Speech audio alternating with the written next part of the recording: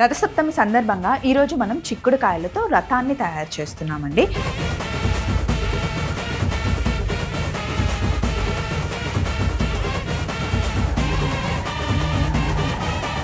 So next ఇలా పెట్టిన తర్వాత ఇలా ట్రయాంగిల్ లాగా పెట్టుకోవాలన్నమాట.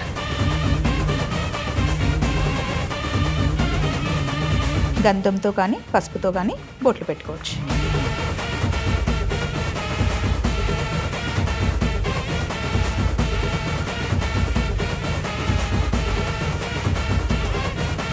దేవుడి దగ్గర కూడా రథం ముక్కు పెడతారనమాట.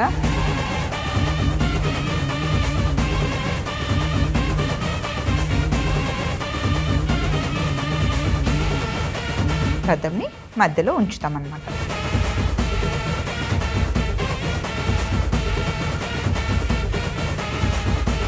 సో రథంని అరటాకు పైన లేదా అన్ని చిక్కుడాకులు పెట్టి దానిపైన రథంని పెడతారు.